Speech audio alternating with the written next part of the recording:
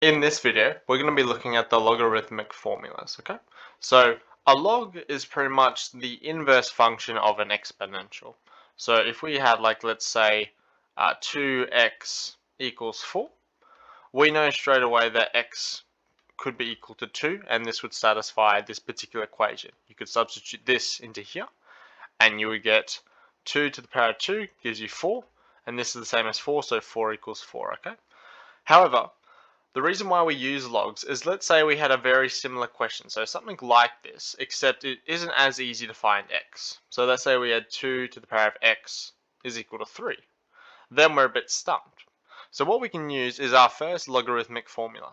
So if you have a to the power of q and it's equal to b, you can rewrite this either way. So this can go to this, and this can go to the exponential. You can rewrite the exponential as a log below, where this q corresponds to this value here, this corresponds to this value here, and this corresponds to this value here. So what we can do in this question here, well, we can actually do in both of them pretty much, is rewrite them in terms of a log. So if I were to rewrite this in terms of a log, I can see straight away this is my a, this is my q, and this is my b. So I could write this as log base 2 of 3 is equal to x. And this would satisfy this equation. I can do the exact same thing as well with this as well. So we can go down here and we can rewrite this as a log. So this would be log base 2 of 4 is equal to x. Now this brings us to our second log law. Now we know that from this first equation that x is equal to 2. So if we replace that equal to 2, we get this expression here, that log base 2 of 4 is equal to 2. So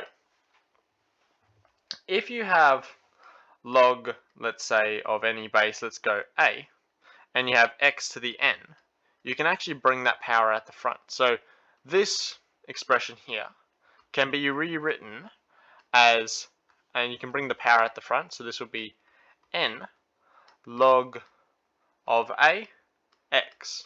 Okay. So what we can do here is we can rewrite this 4 as 2 to the power of 2. So log 2 squared is equal to 2. Now another law we can do is, once we remove that power at the front, we get 2. We can bring that at the front, so we get 2 log 2 of 2 is equal to 2. Okay. So another law we have is, if we have log a and of that same number a, this should be equal to 1. So we can see we have that law valid pretty much here. So that's equal to 1. So we have 2 times by 1 equals 2, and that satisfies that equation. So we've got our first couple laws. So your main one is this guy here. Then your next one is probably this guy. And then we also have this one. Okay. Now, using this example here, we can work out a couple other laws. So let's just copy this guy and bring him down. So if we were to substitute this into the equation here, we would be met with this expression. We would get 2 to the power of log 2 of 3 is equal to 3.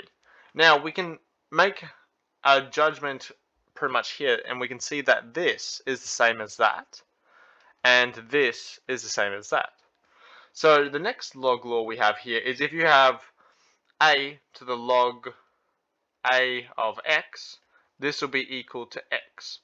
In other words, this log and the exponential cancel out to produce this value. So this side here, that effectively cancels out, and that pretty much just comes down here. So we get just 3 is equal to 3. Okay? Righto. Now, let's say if we're adding logs together. So if we had, let's say, log a, well, we can choose 10 if we wanted to, log 10 of x plus log 10 of y. The way we can add these two together is very similar to an index law. So if we have a, let's go to the power of m times by a to the n, you add the indices together and keep the base the same. So this would be a to the m plus n. Okay. It's the other way with logs. So instead of adding the well, there's no indices now, but instead of adding, you multiply what's inside the logs together. So if you add two logs and they have the same base, so this is the same as that, this will be equal to log of that same base, so 10, but it will be these two numbers, or whatever they are, expressions, times each other. So x times by y. Okay. Now, if we were minusing them, it's the opposite way.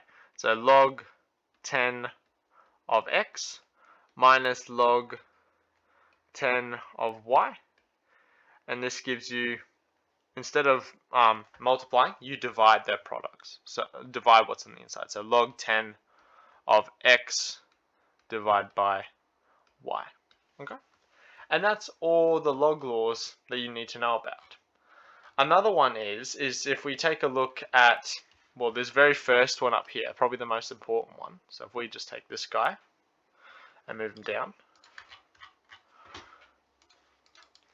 we get a bit of a conundrum here as well. We know that a to the power of 0 is equal to 1.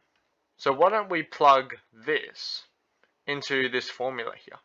So we can rewrite this as a log. So this would be log base a of 1, and this should be equal to 0.